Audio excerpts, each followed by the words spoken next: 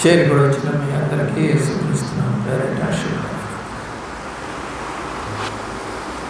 ఎఫెసీయులకు రాసిన పత్రిక 6వ అధ్యాయం 2వ వచనం. ఎఫెసీయులకు రాసిన పత్రిక 6వ అధ్యాయం 2వ వచనం. నీ తండ్రిని తల్లిని సన్మానం. ఎవరికి చెప్తున్నాడు ఇది? పిల్లలకి. ఎవరి తల్లిదండ్రులు అంటే ఎవరు?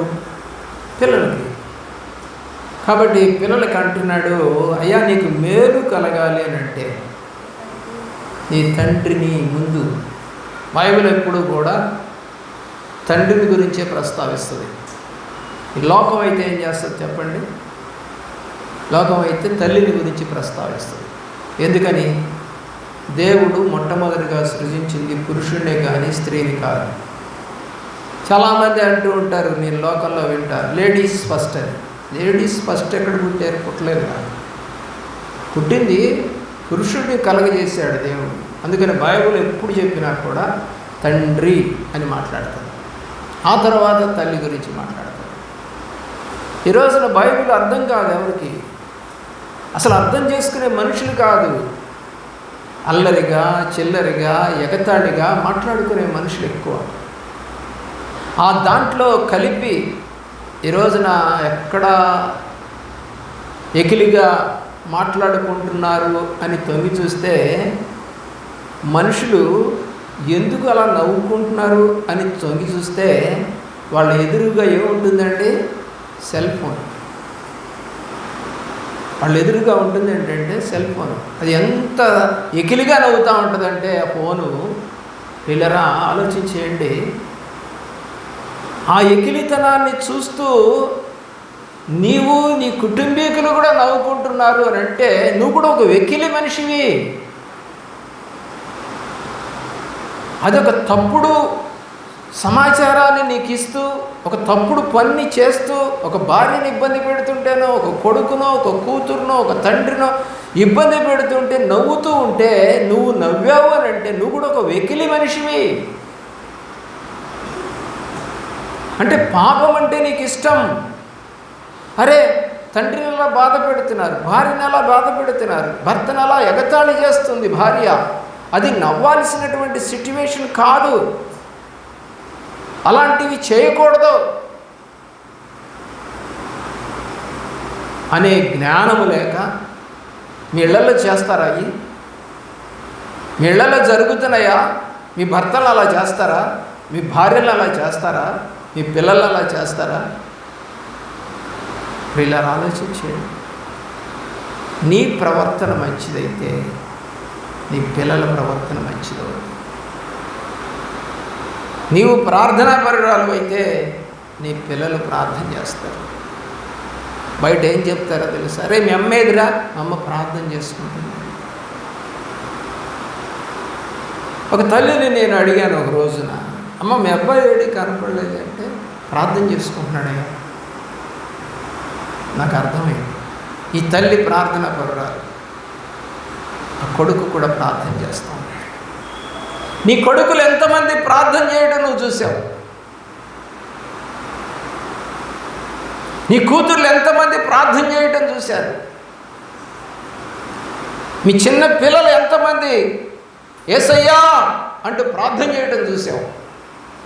నేర్పించట్లేదంటే అర్థం ఏంటో తెలుసా? నువ్వు చేయట్లా. యథా రాజా తథా ప్రజ. నువ్వు పాపంలో తిరిగితే పిల్లలు పాపంలోనే తిరుగుతారు. నువ్వు ఆధ్యాత్మికంగా దేవుడి వైపు తిరిగితే పిల్లలు కూడా చర్చికి వెళ్ళి ప్రార్థన చేసుకుందాం అంటారు.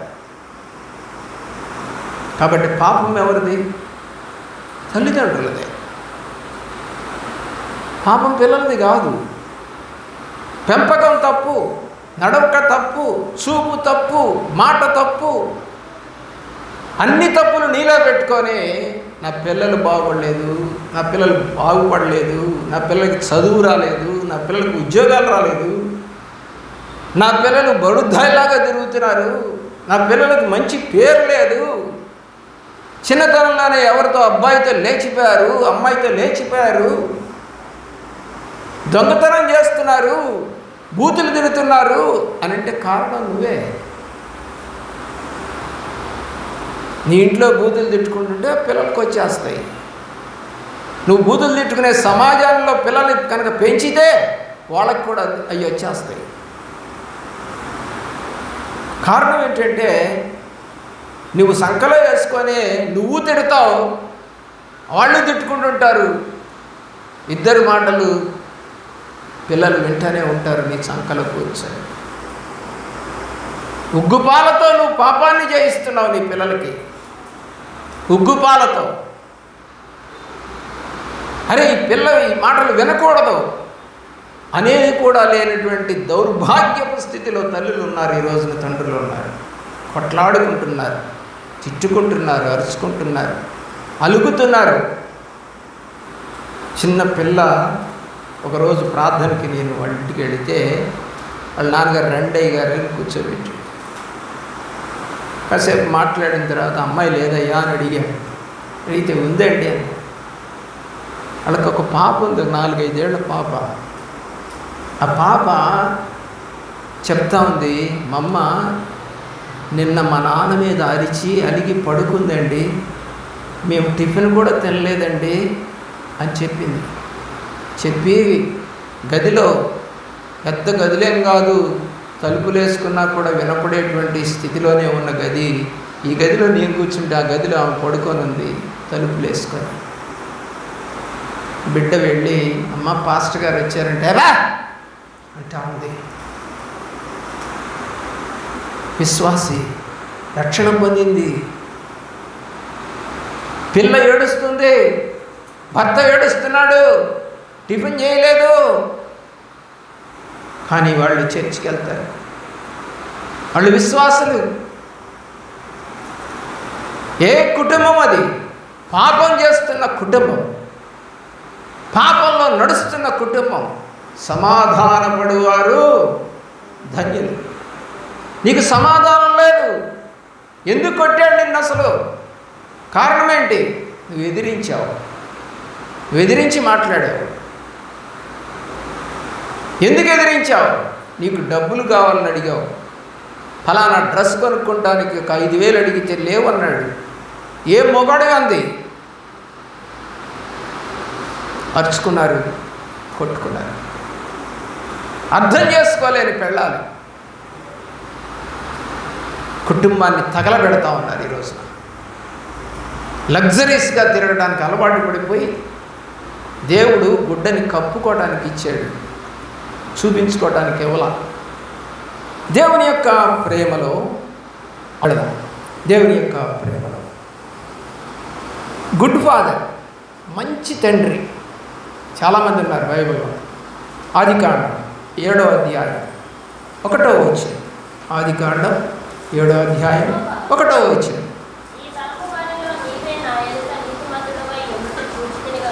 ఎవరంటున్నారు ఈ మాట? దేవుడు. దేవుడు నోహుతోనే చెప్తున్నాడు డైరెక్ట్గా. చదవండి.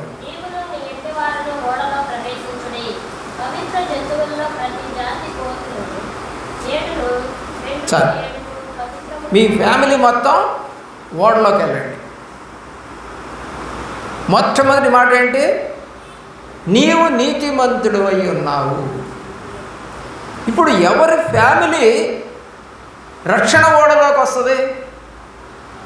తండ్రి నీతిమంతుడై ఉండాలి. హల్లెలూయా. మరి మీ తండ్రి నీతిమంతుడేనా? అందుకనే మీ ఫ్యామిలీ రాలేదు రక్షణ వాళ్ళకి. వాక్యం చెప్తుంది. నేను కాదు ఏమన్నాడు? నువ్వు నీతిమంతుడిగా కనపడుతున్నావు కాబట్టి నాకు ఏం చేయాలంటే మీ కుటుంబం అంతా కూడా ఓడలోనికి ప్రవేశించండి. కాబట్టి తండ్రులు మొట్టమొదటిగా నీతిగా బతికితే కుటుంబాన్ని దేవుడు రక్షిస్తాడు అని చెప్తుంది. He is a good father. మంచి తండ్రి. కుటుంబాన్ని రక్షణలోనికి నడిపించిన తండ్రి. నీకు పిల్లలు ఉండొచ్చు, నీ భర్త ఆ పిల్లలకి తండ్రి. నీ భర్త నీతిమంతుడా? నీతిమంతుడైతే పిల్లలు రక్షణలోకి వస్తారు, లేకపోతే రారు. అది పాపంలోనే జీవిస్తారు. అలాంటి వాళ్ళు కూడా ఉన్నారు, నేను అవి చెప్పటం లేదు. 8వ అధ్యాయం 16వ వచనం. నీవును నీతో కూడా నీ భార్యయు నీ కుమారులను నీ కోడళ్ళను ఓడల నుండి బయటికి రండి. ఎక్కడున్నారు ఇప్పటిదాకా? జలప్రళయంలో 150 రోజులు, దరిదాపు 1 ఇయర్ బయటికి రాకుండా ఓడలోనే ఉన్నటువంటి ఈ ఫ్యామిలీ నీ దేవుడు అంటున్నాడు, ఇప్పుడు బయటికి రండి. రక్షణ ఓడ కట్టుకుంటున్నావా? ఓ తల్లులారా, ఓ తండ్రులారా, రక్షణ ఓడ కట్టుకుంటున్నారా? కట్టుకోవాలనే ఆశ తండ్రులారా మీకుందా? ఉంటే నీతిగా బతకండి. బెస్ట్ ఫాదర్ ఆదికాండములో 12వ అధ్యాయం 1-2 వచనాలు చూద్దాం. 12వ అధ్యాయం 1-2.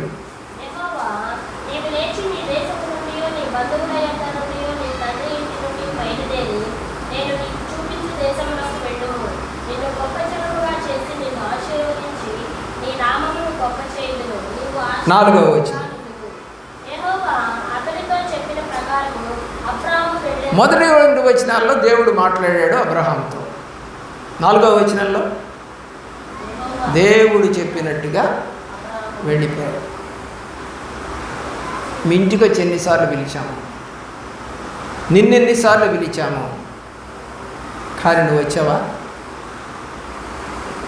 ఒక్కసారి దేవుడు పిలిచింది అబ్రహాముని, వచ్చేసాడు. యెహోవా అతనితో చెప్పిన ప్రకారం అబ్రహాము వెళ్ళెను. వచ్చేసాడు దేవుడితో. ఓ తల్లులారా, తండ్రులారా, మీ ఇంటికి వచ్చి ఎన్నిసార్లు పిలిచి ఉంటాము? మీ పిల్లలు లేదా మీ భర్తలు, మీ కొడుకులు కనపడితే ఎన్నిసార్లు ప్రభు సన్నిధికి రమ్మని పిలిచి ఉంటాము? వచ్చారా?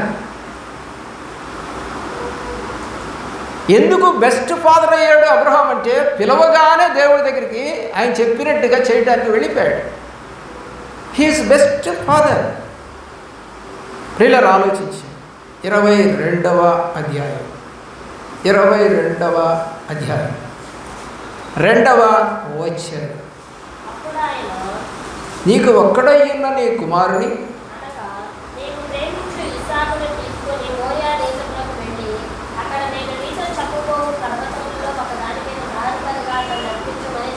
ఇప్పుడు కూడా దేవుడు మాట విన్నాడు.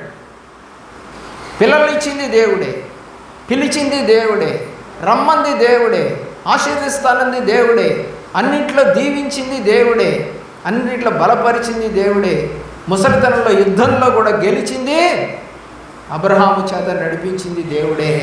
ఇప్పుడు బిడ్డనిచ్చాను నీకు, ఆ బిడ్డను నాకు ఇచ్చేయమంటే దానికి కూడా ఒప్పుకున్నది దేవుడే. 10వ వచనం.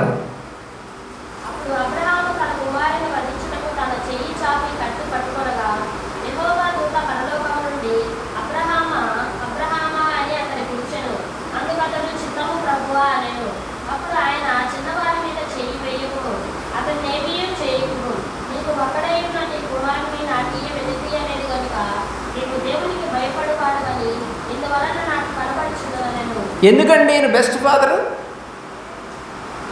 ఎందుకన్నా? దేవునికి భయపడాడు. మనుషులకు కాదు.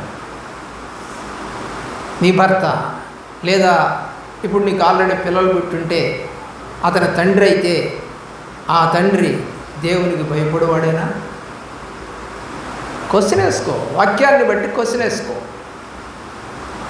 నా పిల్లలు చెప్పాలి, మా నాన్నగారు మా దేవునికి భయపడతారు, మా యేసయ్యకి భయపడతారు, ప్రార్థన అంటే భయం, సేవ అంటే భయం, ఆయన సన్నిధి లేకపోతే భయం, ప్రతి దానికి మా నాన్న భయపడతాడు మా దేవుడికి అని నీ పిల్లలు చెప్పగలరా? ఎవరు చెప్తున్నారు ఈ మాట? దూత చెప్తా ఉంది, దేవుని దూత చెప్తా ఉంది అబ్రహాముతో, నీవు దేవునికి భయపడేవాడు, చెప్పినట్టు చేస్తావు, రమ్మంటే వచ్చేసావు, పిల్లల్ని నీమంటే ఇచ్చేస్తున్నావు, చంపమంటే చంపేస్తా ఉన్నావు, ఏది నేను చెప్తే అది నువ్వు చేస్తున్నావు, కాబట్టి నిన్ను ఏం చేస్తానంటున్నాడు దేవుని. అబ్రహాము నీ దేవుడు ఏం చేశాడో 16వ వచనం చదవండి. నీవు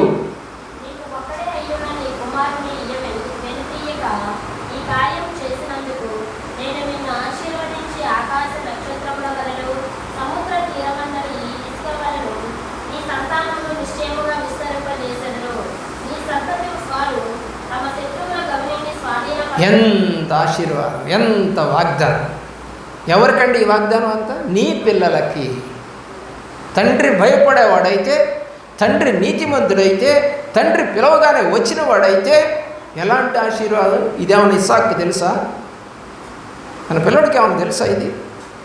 కానీ దేవుడు చెప్తా అన్నాడు, ఎంత గొప్ప ఆశీర్వాదానికి పాత్రలవుతారో నీ పిల్లలు.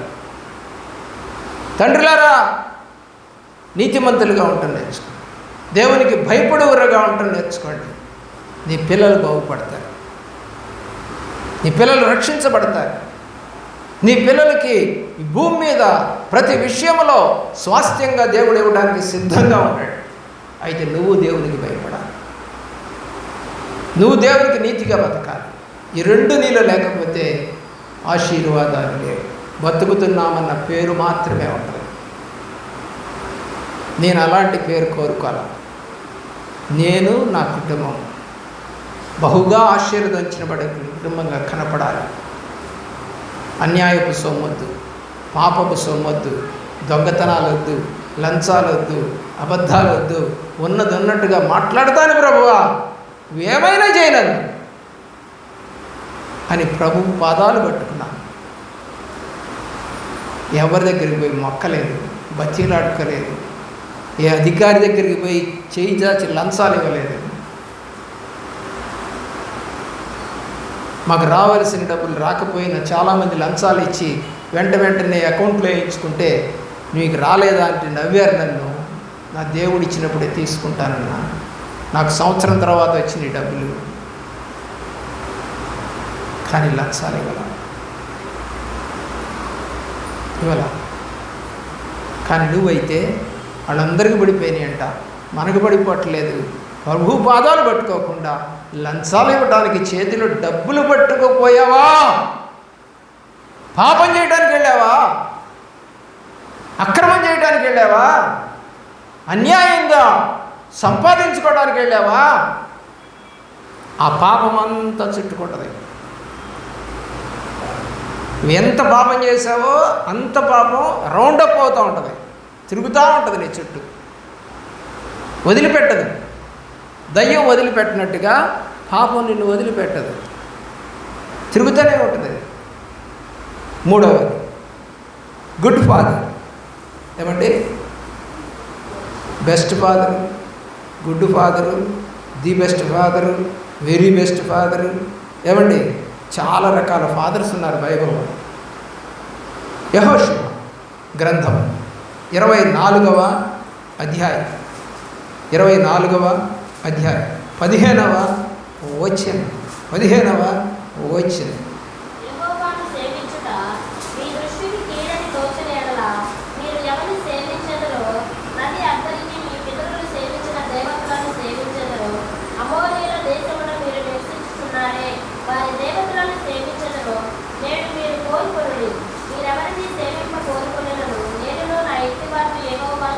ఆ మాట అంతా ఇక్కడ కూర్చున్న మీకే, ఈ మాట అంతా మీకే. ఎవరిని సేవించాలి అంటున్నాడు అక్కడ. ఇశ్రాయేలు అంట ఎవరిని సేవిస్తున్నారంట? అమోరీల దేవతను. మీరు కూడా వేరే దేవుడి దగ్గరికి వెళ్ళి మొక్కుంటే పాపం మీది. వేరే దేవుళ్ళకి పెట్టింది తినుంటే పాపం మీది. ఇక ఆ పాపం అంతా నీ పిల్లల మీద పడతానే ఉంటుంది. ఏం చేస్తాడంట? నువ్వు చేసిన పాపాన్ని చెప్పాలి, ఒడిలో వేస్తాడంట. ఎక్కడ వేస్తాడంట? ఒడిలో. అదేంటండి? అవును, నువ్వు చేసావు కదా, దేవుడిని ఇష్టపడుతున్నావు పక్కన, రెండోదేమో ఆ దేవతల్ని ప్రేమిస్తా ఉన్నావు. నేనైతే అంటున్నాడు యెహోషువ, నేనైతే యెహోవానే సేవిస్తాను. అంటే తన పిల్లలందరినీ ఏం చేయించాడు? ఇతను దేవుణ్ణి ప్రేమించేటట్టుగా చేశాడు. మరి మంచి ఫాదరేగా, మంచి ఫాదరే. దేవుణ్ణి ప్రేమించేటట్టు చేసినటువంటి వ్యక్తి మంచి ఫాదర్ కాదా? ఇర్మియా గ్రంథం 32వ అధ్యాయం 18వ వచనం. 32:18 చూడండి ఒక్కసారి.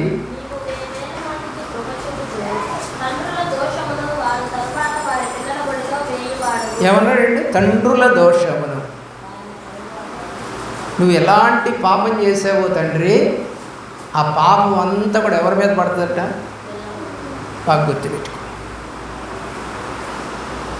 నీతిమంతుడైన నోహు, అబ్రహాము, యెహోషువలు తమ కుటుంబాన్ని ప్రభువులో నడిపించుకున్నారు. కానీ ఈ తండ్రులు చేసిన దోషాన్ని బట్టి పిల్లల్ని పాపంలో నడిపిస్తారు. గుండు కొట్టించావా? బొట్లు పెట్టావా? ముక్కు పుడకలు కొట్టించావా? చెవులు గుట్టించావా? ఏది?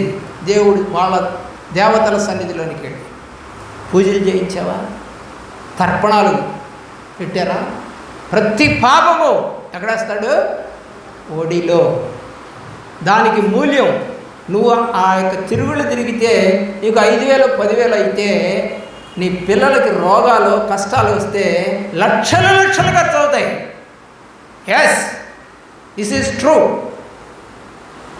నువ్వు ఆ తీర్థయాత్రలకు వెళ్ళడానికి 10,000 20,000 ఖర్చు అయితే నీ పిల్లల రోగాలకి లక్షలు ఖర్చు పెట్టినా కూడా బాగోదండి. నువ్వు అనుకుంటున్నావు బాగైంది, తిరగబెడుతుంది మళ్ళా. ఎందుకు? ఆ పాపం వదలలేదుగా నువ్వు. ఆ పాపం అలాగే ఉందిగా, ఆ తండ్రుల పాపం అలాగే ఉందిగా. ఇంకా పడతానే ఉంటుంది కదా అది ఒళ్ళో, మళ్ళీ పడతానే ఉంటుంది కదా ఒళ్ళో, అంటే రిపీట్ అవుతూనే ఉంటుంది. అదేంటండి? బైబిల్ చెప్తుందమ్మా, నేనేం చేయను. మానుకుంటేనేమో దేవుడు ఆపేస్తాడు. పంపులో నీళ్ళు వస్తున్నాయండి, మనం ఏం పెట్టుకున్నాం? ట్యాప్ పెట్టాం. ట్యాప్ సరిగ్గా తిప్పకపోయినా లేదా లోపల ఉన్న వాషర్ పాడైనా నువ్వెంత తిప్పినా కూడా నీళ్ళు కారుతూనే ఉంటాయి. పాపాన్ని నువ్వు అడ్డుకట్టేయకుండా తిరుగుతూ ఉంటే అది నిన్ను పట్టుకుంటూనే ఉంటుంది. ఆ నీళ్ళు ఆగవు. లోపల వాషరు సరిగా లేదు. ఇక్కడ వాషర్ అంటే ఆత్మ. ఈ ఆత్మ వాషర్ సరిగా లేదంటే పాపమే బయటకు వస్తూ ఉంటుంది.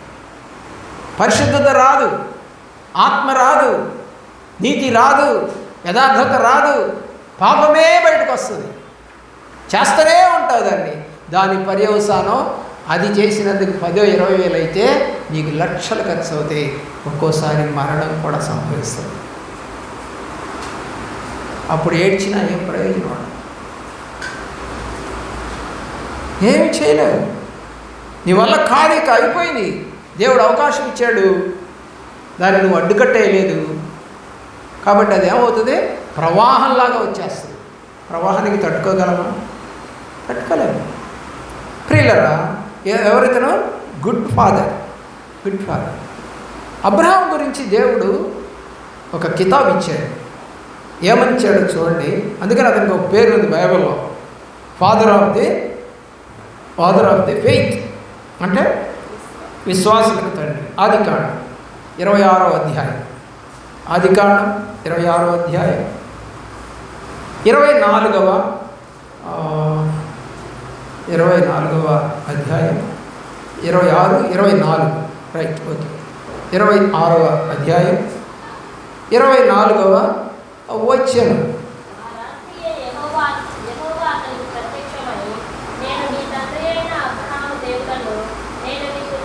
చాలు చాలు.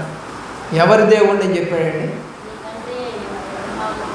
ఇప్పుడు మీ దేవుడు మన యేసయ్య, అమ్మా నీ భర్త అయిన బాబురావు తండ్రిని, నీ భర్త అయినటువంటి యాకోబు తండ్రిని, పేతురు తండ్రిని, ఇస్సాకు తండ్రిని అని చెబుతాడా? చెప్పడా? నువ్వు నడవలేదు కాబట్టి. ఇస్సాకు చెప్తున్నాడు, యాకోబుకు చెప్తున్నాడు ఏమని, నేను అబ్రహాము తండ్రిని. అసలు నిజంగా అబ్రహాము తండ్రి అంటే అర్థం ఏంటండి? నా కొడుకు వాడు. ఏమంటున్నాడు అబ్రహాముని? వాడు నా కొడుకు. నిజంగా ధన్యత మనకు వస్తుందా? ఎందుకు రాదు? నీతిగా నడిస్తే ఎందుకు రాదండి? నా కుమారుడా అని ఎందుకు పిలవడు? నీ కొడుకు నువ్వు పిలవట్లా? అరే అబ్బాయి ఇట్రా, అలా పిలుస్తాడు దేవుడు. స్నేహితుడుగా భుజం చేతులేస్తూ, కౌగిలించుకుంటూ, మాట్లాడుతూ, రహస్యాలు చెబుతూ, కలిసి నడుస్తూ చేయగల దేవుడి. మామూలు స్నేహితుడు కాదు, పరలోకపు మర్మాలు తెలియజేసేసే స్నేహితుడు. తండ్రి, నీ కష్టాలన్నీ తీర్చే తండ్రి, నీ అవసరతలన్నీ ఎరిగిన తండ్రి. మత్తయి సువార్త 6:8. మత్తయి సువార్తలో 6వ అధ్యాయము 8వ వచనములో ఈ తండ్రి ఎలాంటి వాడో చెప్తున్నాడు. ఆయనే చెప్పుకుంటున్నాడు, యేసయ్యే చెబుతున్నాడు, మీరు వారి వలె ఉండకుడి. ఈ లోకపు తండ్రికైనా నీకు అక్కరగా ఉన్నాయి తెలియకపోవచ్చు, కానీ పరలోకపు తండ్రికి నీకు అక్కరగా ఉన్నవన్నీ తెలుసట. ఈ లోకపు తండ్రి అయినా అది కొని ఇది కొని అంటే కొని అనొచ్చు, కానీ దేవుడు అలా చేయడాడు. నాకు తెలుసు నీకు ఏది అక్కరగా ఉందో అదంతా ఇస్తాను. అయితే ఎలా ఉండకూడదు? వారి వలె ఉండబాకు. అంటే వాళ్ళని పోల్చబాకు. వాళ్ళు కొనుక్కున్నారు, అది నాకేం నువ్వు కొనిలేదు, వాళ్ళు చేరారు, వాళ్ళు నన్ను చేర్చలేదు, ఇలాంటి మాటలు వాడకూడదు. వారి వలె నువ్వు ఉండకుండా ఉండాలి. అప్పుడు దేవుడు నీకు సహాయం చేస్తాడు. ప్రియులరా, అబ్రహాము ఫాదర్ ఆఫ్ ఫెయిత్, విశ్వాసులకు తండ్రి. నిర్గమాకాండం 20వ అధ్యాయం 12వ వచనం. నిర్గమాకాండం 20వ అధ్యాయం 12వ వచనం.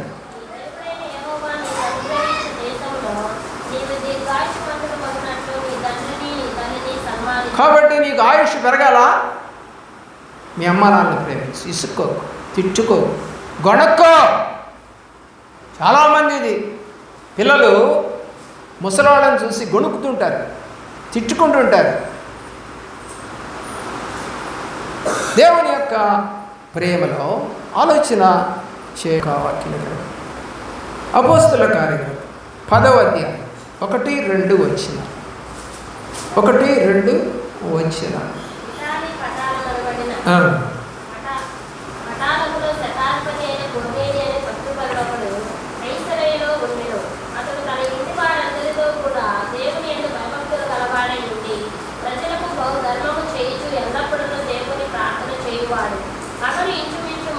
చాలు చాలు. 1-2 వచనాల్లో ఏం కనపడిందండి మీకు? అతడు తన ఇంటి వారందరితో కూడా, నీ భర్త, భార్య, పిల్లలు కలిసి ప్రార్థన చేస్తారా? నీ భర్త గుడ్ ఫాదరేనా? ఇక్కడ ఎందుకు ఇతన్ని గుడ్ ఫాదర్ అంటున్నావంటే, తన ఇంటి వారందరితో కూడా దేవుని యందు భయభక్తులు గలవాడై ఉండి ప్రజలకు ధర్మం చేస్తూ దేవునికి ప్రార్థన చేయువాడు. అందుకు ఇతను గుడ్ ఫాదర్. కిందకి రండి, 40వ వచనం.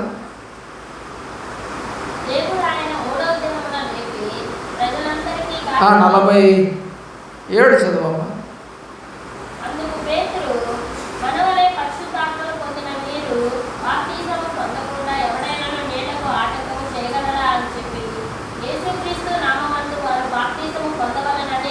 రక్షణ లేని మనుషులు, వాక్యం తెలియని మనుషులు, అన్యులైనటువంటి మనుషులు అయినటువంటి కొర్నేలి 100 మంది మీద అధిపతి. ఈ 100 మంది సైనికులు కూడా వచ్చారేమో మనకు తెలియదు. బంధుమిత్రాదులు అయితే వచ్చారు, చుట్టుపక్కల వాళ్ళని పిలిచాడు. ఎంతమంది అక్కడ కూడుకున్నారో మనకు తెలియదు, కానీ అందరి మీదకి ఏమొచ్చిందండి? పరిశుద్ధాత్మ వచ్చింది. హల్లెలూయా. నువ్వు ఇన్ని సంవత్సరాలన్నా పరిశుద్ధాత్ముడే రావట్లేదు మన మీదకి. రాడు. మనకి దిక్కులు చూసే అలవాటు, కిందకు చూసే అలవాటు, ఆలోచన చేసుకునే అలవాటు, గిల్లుకునే అలవాటు, ఫోన్ చూసుకునే అలవాటు, ఇవన్నీ ఉంటే రాదు దేవుడు ఆత్మ. ఆ పనులు చేసేవాళ్ళదంతా డైవర్ట్ అయిపోతూ ఉంటుంది మనసు. డైవర్ట్ అయిపోయిన చోట నీ కాన్సన్ట్రేషన్ కనుక లేకపోతే దేవుడాత్మ పనిచేయి. దేవుడాత్మ రాదు. నువ్వు ఆహారం ముందు పెట్టినా, టిఫిన్ ముందు పెట్టినా, కాఫీ ముందు పెట్టినా, ఏమన్నా ఏది పెట్టినా వాక్యం చదువుతున్నప్పుడు దాని మీదే చేసి ఉండాలి తప్ప అది పక్కన పెట్టి ఇది తిందాంలే అన్నావా, ఫినిష్. దేవుడాత్మ పోయినట్టే. తనివి తీరా, మనసు తీరా నువ్వు చదువుతున్న వాక్యం, నువ్వు చేస్తున్న ప్రార్థన కంప్లీట్ అయ్యేంత వరకు దాన్ని ముట్టుకోకూడదు. కానీ కడుపు ఏం చెప్పుద్ది? చెప్పండి, కడుపు ఏం తినరాదు, తెచ్చిపెట్టారు, మంచి వాసన వస్తుంది, అసలు ఏంటో చూడొక్కసారి, కళ్ళు తెరిచి ఏం చెప్పుద్ది? ఒకసారి అటు చూడు, ఎక్కువసేపు వద్దు, ఎవరికి అటు చూడు. చూడంగానే హృదయం ఉంటుంది, భలే ఉంది కదా అది, అయిపోయి. ప్రార్థన పోయ, ఆత్మ పోయ, రక్షణ పోయ, విశ్వాసం పోయ, కుటుంబానికి మేలు పోయ, ఆశీర్వాదం పోయ, అంతా కూడా కడుపే దేవుడైపోయా. ఫినిష్. ఎలాంటి తండ్రి? కుటుంబం మొత్తంతో ప్రార్థన చేసే తండ్రి, ది బెస్ట్ ఫాదర్. అధికారం ఉండి, ధనం ఉండి, అధికారం ఉండి, హోదా ఉండి, అన్ని జనులైనటువంటి వాళ్ళందరినీ పిలుచుకొని, ఏనాడంతా పిలిచాను, నీ భర్తే రాడు ప్రార్థన పెట్టుకుంటే ఇక నీకు రక్షణే ఉంది, వస్తుంది పై పైన. అదే హాస్పిటల్కి చేరితే తల్లి, తండ్రి, అత్త, కొడుకు, తమ్ముడు, అన్నయ్య, అక్కయ్య అందరూ వస్తారే, ప్రార్థనకి రారే. అది మన రక్షణ, అది మా విశ్వాసం, అది మా నడక. ఏమనుకుంటున్నారు పాస్టర్ గారు? వాళ్ళు ఎవరు రారు. మీకు ఒక 500 కానికిస్తాం, లేదా ఒక 1000 రూపాయలు కానికిస్తాం, ప్రార్థన పెట్టండి. ఎవడికి కావాలి నీ డబ్బు? రక్షణ లేని నీ బతుకు, ప్రార్థన లేని నీ బతుకు, క్రియలు లేని నీ బ్రతుకు ఎవడికి కావాలి? కాబట్టి దేవుని ప్రేమించండి. దేవుడు మిమ్మల్ని కరుణించి కాపాడి దీవించును గాక.